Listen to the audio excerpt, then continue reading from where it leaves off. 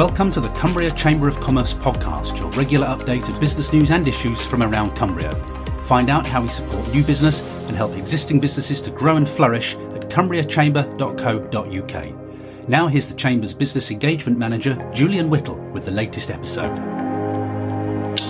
Hello, I'm here with Rob Johnston, the Chief Executive of Cumbria Chamber of Commerce, and Graham Poles, a tax partner with Cumbrian accountancy firm Armstrong Watson, and we're here to discuss the budget. Well, I think, gents, welcome. I think we can start with coronavirus because that's how the Chancellor started his own speech. It is the issue of the moment. He's done quite a lot, hasn't he, Graham, to help businesses mitigate the impact of this? He has. I mean, as you say, Julian, it was the main focus of the first part of his speech, and as had already been trailed, the SSP that people can claim statutory sick pay. Yeah. Absolutely. People who used to have to wait till day 4 of being ill before they could claim it if you were an employee. And what he did with that is he's brought it in so you can now claim that immediately. Obviously, that's a cost for business. So the other part of this was that he is now going to ask the government to refund up to those 14 days, that self-isolation period people have been talking about, back to the business. For SMEs, not for everybody. So you've got to have fewer than 250 employees for that to be in play. And I'm guessing they'll do that through your normal pay-as-you-earn check. The other way that he's trying to help, because obviously there was a lot of talk about the self-employed, is they don't qualify, obviously, for SSP. So he's looking at how they can start to claim for benefits and reducing things like the universal tax credit caps to try and allow them to claim the benefits a bit quicker and again from day one. And there's also, you also mentioned time to pay, which is an existing scheme that allowed businesses with cash flow difficulties to delay tax payments. So presumably this will be a legitimate reason for you to turn around to HMRC and saying, can I delay my tax payments? Can I stage them? There were also business interruption loans as well, up to 1.2 million, I think, which are going to be 80% underwritten by government. I'm presuming they will come through banks, but just with a government guarantee sitting underneath so that the banks will lend. Yeah, I think that's right. The other thing that was announced is that the Bank of England have released some of these other elements. They have to have a certain amount of liquidity, and they released the cyclical part of that, which gives the bank more liquidity to lend out to small businesses. So again, that'll all be helpful, given that it'll probably be the smaller businesses that will suffer the most because of the cash flow impact it's going to have on them, I guess. I think there's some grants as well, aren't there, for very smsmall businesses. If you're eligible for small business rates relief, you can get a grant up to 3,000. And a lot of businesses, there's going to be a 1-year business rate holiday, effectively, for businesses with a rateable value under 51k that are in retail, hospitality and leisure. That's right. And obviously a lot of Cumbria businesses will fall into that category. They absolutely will. And as you say, for the next year, they won't pay any rates whatsoever at all. But of course, if you benefited from the small business rates relief, you wouldn't have seen any benefit from that anyway. You wouldn't have been paying any rates. Yeah. So they've introduced this cash grant of £3,000 to try and help them through, to give them something back. So, Rob, what's your overall take on this package of coronavirus measures? I think it's particularly good for Cumbria, Julian. I think if I wasn't an SME, I'd be somewhat disappointed with this package, to be perfectly frank. But an SME that is in the retail, hospitality and leisure business, it was almost custom designed for. So I think we've got to be very thankful of that, really. I think also the fact that some of the figures we've been using on projections of worst case scenario around coronavirus being about 20% of the workforce. Off at any one time. I think this starts to tackle that in as I guess as good a way as they can. You've got to remember it's very difficult for government to directly inject money into businesses. It can do a certain number of things. It can defer any payments. And which is effectively what they're doing here, and a bit of support around the SSP, as we mentioned earlier. But I think, on the coronavirus issue, I think Cumbria has done rather well with this budget. I mean, the sense I get from talking to businesses, at least within the early days, I think, of this outbreak, but the big worry is cash flow. Because if possibly their customers are not spending money, a lot of retail and hospitality businesses, that's the case. And I think that's where the bank loan, the business interruption loan, is an interesting one. Yeah. The real challenge with all of this is what bureaucracy sits between the promise today by the Chancellor. We know this from a lot of schemes we've run in the past, is that there are good stories, and then the bureaucracy moves in and it gets very difficult. I just hope that, and that's what we'll try and do, obviously, as chambers and other business organisations will hold the feet to the coals on this and make sure it gets flowing. But I think that loan and the terms around the business interruption loans will make a lot of difference to a lot of businesses. Okay. Well, we move on from coronavirus. I mean, it's quite. We almost forgot about this with the budget, but of course the Bank of England cut the base rate this morning by 0.5%, down to 0.25%, which doesn't give a lot of room for manoeuvre if they need to further stimulus down the line. Now, interestingly, the Chancellor, when he got to quote the Office for Budget Responsibility forecast, he sort of caveated that by saying, well, these were drawn up before we understood what coronavirus was going to do, so they're probably not worth the paper they're written on, really. But I mean, he's still talking. I mean, the British Chambers of Commerce predicted last year that we'd only see growth of 1% this year. The OBR saying 1.1, rising to 1.8 next year, and then about 1.3 to 1.5 over the next 3 years. But I say that's pre-coronavirus. And inflation rising from 1.4% up to the government's target of 2% over the next couple of years. So slow growth, but given coronavirus, presumably it depends on the blip, Julian. Right? It depends on the blip, because the reason this is not like a recession, and though we may go into a recession. Well, I was going to say, are we going to have a recession? What do you There's a very good chance. I mean, my guess is if this is handled well and it moves out of the system very quickly, then what you'll see is a cash flow scenario, and a lot of the demand will return back end of the year. There's a lot of pausing of demand. It's slightly more difficult for those who sell time, like a visitor economy. But in terms of manufacturing, normal product flow, my guess is will return. And actually, the demand tends to not go away.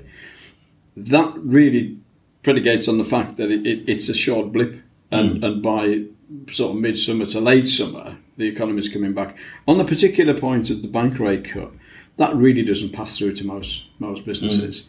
It's a play for the markets to a degree. It's a play to say we've done the one thing we can do as a bank is do something to say we are concerned and we're showing concern.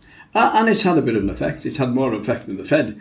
It had zero effect at all. Last week, yep. So I guess that we've seen as the response within an hour this morning was about 1.5% back up on the FTSE. So that was good. So it's all the little bits that are having impact. But the big issue is going to be is how long we've got the disruption for. And that will affect the recovery. Yeah. I suppose depending on the type of business that you are, if you're a restaurant, that meal that's gone, that someone hasn't come out for, has gone forever, as it were. So for them, there will be a greater cash flow impact than say, supply chain type businesses where there is still that onward supply of goods. It just might be that your supply chain is affected somewhere, and so it slows down the production. Your staff aren't in. We keep talking about that 20%. So it depends how long the blip is and how quickly we start to come out of it. Okay, we can move on to tax, which is obviously your forte, Graham. I mean, it's quite interesting. I mean, what he didn't do. I mean, there was no change to corporation tax. There was no change to income tax. There was no change to VAT. The national insurance earnings thresholds, right? But that was we already knew about that anyway. Yeah. Fuel duty, no increase in that. Alcohol duty is frozen, so that's quite interesting. One thing that I remember being a lot of speculation before the budget was that he was going to do away with entrepreneurs' relief. He hasn't done that, has he? But explain what he has done, Graham. So entrepreneurs' relief is a relief that you claim when you come to sell your business. You can get it in certain other circumstances as well, and I'm quite interested to see whether he's affected those other circumstances. The detail isn't fully out yet, well, certainly at the time of this podcast. So it'd be interesting to look at that. Entrepreneurs' relief, this 10% rate was available for those selling businesses up to 10 million. So it would allow you to pay £1 million worth of tax on the sale of a £10 million business. What he's done is he's brought that £10 million down to 1 million. Right. And so anything above that will then be taxed at the headline rate of corporate capital gains tax of 20%. Right, okay. So it's a doubling of that rate, I suppose. I mean, the other thing that he was, or the speculation was that he might do is cap pension contributions, or the tax relief on pension contributions. What's happened there? Well, he seems to have gone the other way on that, and he's specifically referred to that in relation to the NHS and consultants. And what he's done there is he's moved the limits, which they ran from 110,000, but basically you start to look at your income at 110,000. When you earned 150,000, your pension relief for that year, that £40,000 you could put into your pension, started to ebb away up until 210,000. Now he's increased all of those so that reduction that was from 40 down to 10,000 when you earned 210,000 has gone from 200,000. So he's increased it. So that will be useful for higher earners, I suppose, to get the tax relief. So 200,000 now, you still get £40,000 worth of pension contributions. That will start to ebb away. At that point, down to just 4,000. So there is a bit of a sting in the tail in that he's reduced it down slightly further, but that won't kick in until you get to $250,000. So he's trying to, I suppose, target the long-standing consultants in the NHS and give them some encouragement to continue to work with us, I suppose. I think from a Cumbrian point of view, I'd be interested in Graham's take on this. I mean, the fuel duty frozen is good news. Yeah, absolutely. In this rural economy, the alcohol duty, I think that's a play. Least distillery will be well pleased. But I think the fuel duty, also the employment allowance up by a third of 4K. Yes. I mean, I'd be interested in your take on that, Graham. I mean, anecdotally we hear that is, for very small businesses, a real job creator because of the money it leaves in the business, and it allows the business at a very early stage to grow. But from a tax expert point of view, I'd be interested in your take on that. I would agree with that. I mean, obviously, you've got to have the staff in the business, and assuming you've got more than £4,000 now, but it means that you're not going to have that cost, that national insurance cost that you're going to get back. It's got to be something that's going to encourage some employment, isn't it? Yeah. I suppose that is weighed out by something we'll come on to later, which is minimum wage, of course. So, yes. But this certainly helps when people are looking at, should I take on another member of staff? If you've got £4,000, you know it's coming back, that helps that. And a particular stage of growth in very small businesses. Oh, very small, micro businesses. 2, 3, 4 people, it's a big issue, There's a few of that. I mean, R&D tax credits rising to 12% to 13%. That's for the RDEC claims, that's for the larger businesses. Yeah. So. And something I must admit I'd never heard of until the Chancellor mentioned it was the structures and buildings allowance, which is going up to 2% to 3%. What's that one, Graham? Is that? Well, that's a relief for when you build a new building. It came in October of, was it last year or the year before?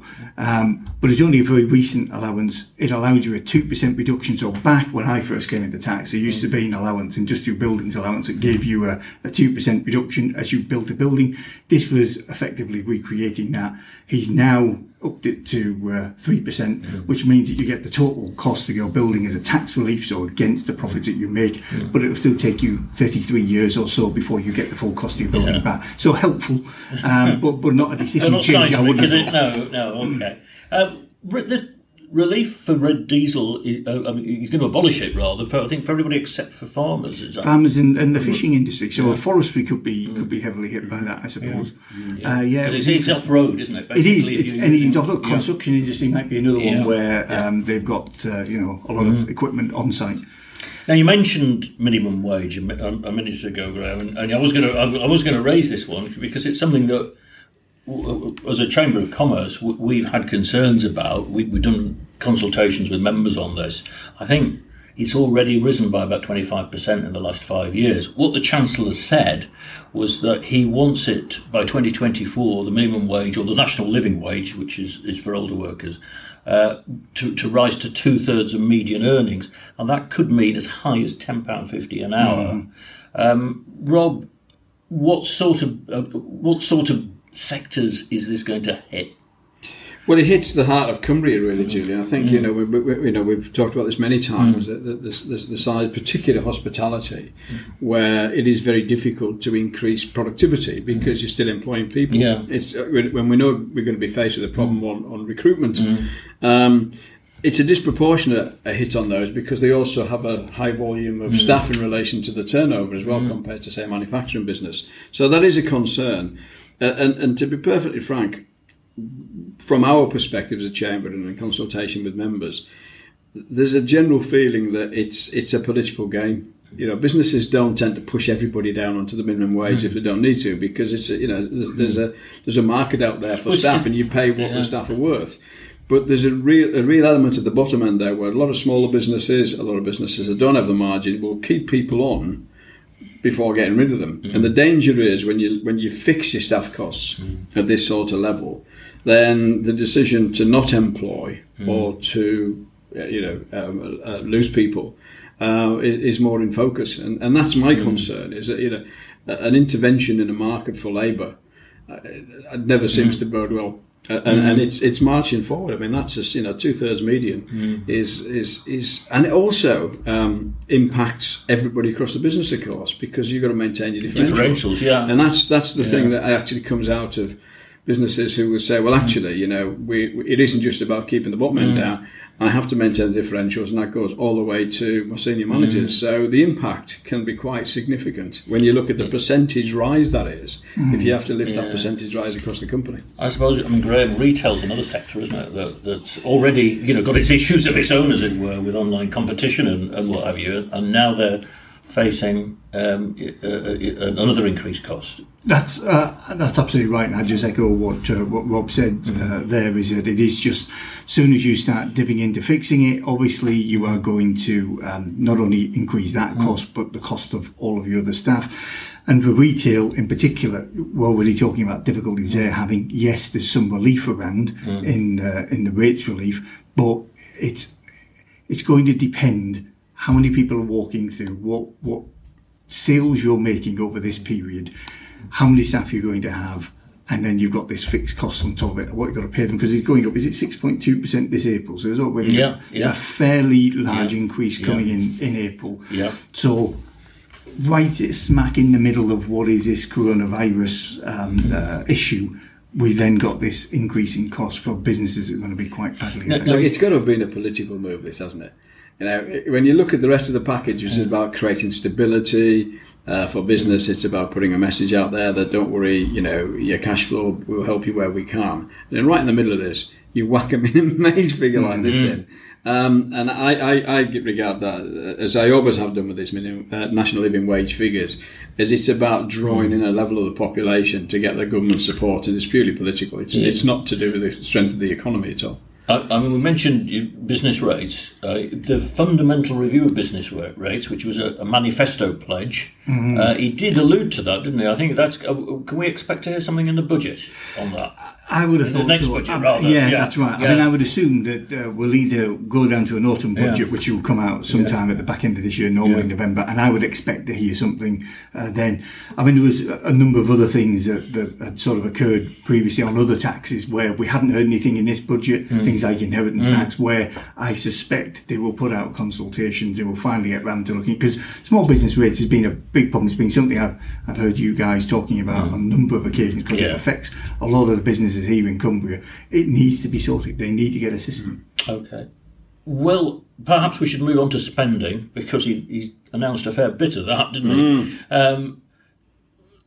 I know, Rob, that you're particularly pleased that he said he's going to rewrite the Green Book rules on infrastructure spending. Now, explain what these are and why the existing rules are not particularly helpful for Cumbria. Right. Well, the Green Book is effectively a rule set that the public sector use in its crudest form to evaluate a project in terms of return on investment, etc. And it has a certain set of criteria, usually financially driven and tend to be won when you're bidding for money by large centres of population, because you put a bridge over between two halves of a city that's got a lot of people and you open up lots of economic opportunity. You put a bridge somewhere in Cumbria where actually you open up a lot of opportunity as we would perceive it, but then the figures behind it don't look good. So one of the reasons we've been pushing or we've been lobbying hard on this Green Book is that we believe if this government is going to deliver on its promise on infrastructure investments that are actually going to sitting some of the areas of the country away from the big schemes, like HS2 and others,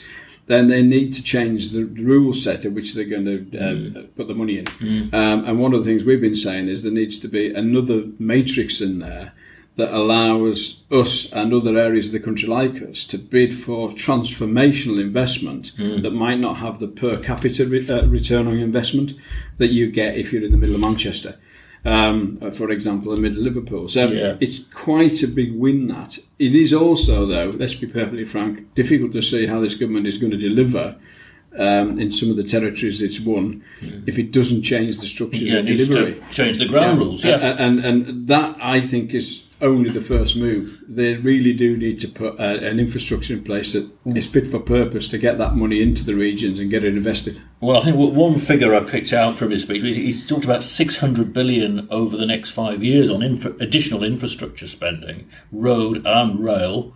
Rail, obviously, we know they're going ahead with HS2 and they're going to do a bit part of Northern Powerhouse Rail, but 27 billion on roads, including fixing 50 million potholes. So that's great.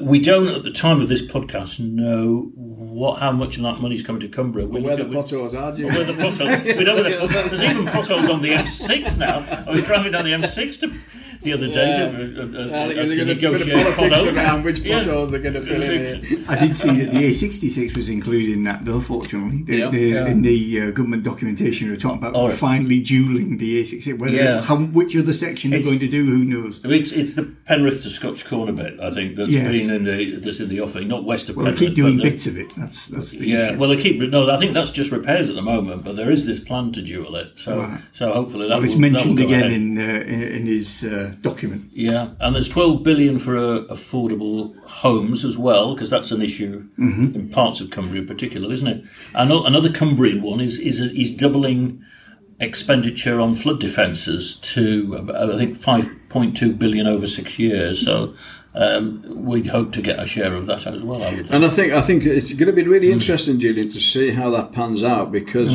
as we know, we did a lot of work before the government changed on looking at flood defences around coastal flooding, for example. And it's going to be interesting to see from a business perspective, because prior to us getting involved, they weren't registered, and the coastal flooding would affect businesses rather bizarrely. That's been registered now, and it's going to be really interesting to see if there's a recognition of more spend on flood defences, whether that takes into account coastal as well. Business needs rather than Yeah, that's true. There was also money for. You seem to hear the money, but you never seem to see it. But there's money for. That's the art of being a chancellor. Improvement in broadband and. 95% of the UK to get 4G coverage. This is the black hole. We've got 3G in some places. This is the black hole of public spending, isn't it? I mean, you've got to be honest. These sound like big numbers. When you're putting infrastructure, like we're talking about broadband and the investment in it, it's turk-hurling numbers. And the problem is that because of the state aid rules around it usually stops it getting to the places where we really need it. That is going to be the real challenge. That said, let's not look the proverbial gift horse in the mouth. These are proper figures, and they're some of the things that we've been pushing for, particularly around the nut spots for mobile, which really hit us in Cumbria. So let's be fair. The gigabit broadband, interesting, but I think most of us would prefer good 4G everywhere, which means you can take your business with you on your mobile device, and that means a lot to a lot of small, more dynamic businesses now than as done previously. Okay, gents. Before we wound up, anything you were expecting to see in the budget that he hasn't? He didn't mention. He didn't deliver on. Well, like I say, there was a few areas of tax where I would have expected him to have talked a little bit more. Inheritance tax, in particular, John Stevenson, the local MP, he had headed up a committee on inheritance tax, and it looked at getting rid of agricultural property relief and business property relief. I expected to see the consultation announced today on that. Hasn't been. I suspect we'll see something over the summer, but that would be a huge change for this region where we've got a heavy agricultural sector. If they were to get rid of a relief like that and replace it with what's suggested, which is just simply paying the tax, albeit maybe a lower rate of tax, but certainly paying some tax over a 10-year period, I think that would be quite a major change, and certainly something we'll be interested in seeing whether they're going to progress that or not. And I would love to have seen the proposals before coronavirus came in. It'd be fascinating to see what this budget would have looked like. Or even, Flip Hammond's leaked one, looking at where that was. So, there is a challenge here for the government, is they've got to get the message out that they're bringing change. I guess my disappointment is a lot of this is still fairly nebulous. It always is on a budget. The detail will come out when we go through the documents that support it.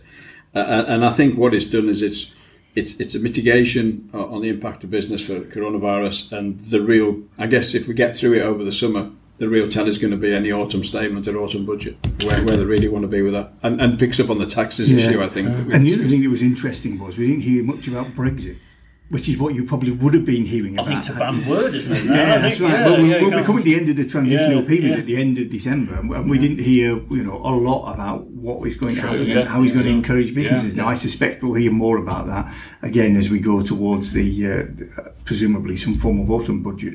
But this transitional period is rumbling along, and now it's been superseded clearly by this emergency. Okay. Well, thanks very much, gentlemen, for your very quick and considered, because we're recording this just barely an hour after the Chancellor sat down, so it's pretty good going. Thanks very much for your time. Thanks, Julian. Thank you for listening to the Cumbria Chamber of Commerce podcast. You can find out more about how we're supporting Cumbrian businesses at cumbriachamber.co.uk and cumbriagrowthhub.co.uk. In the meantime, thank you very much for listening, and watch out for the next episode, which we'll be releasing very soon.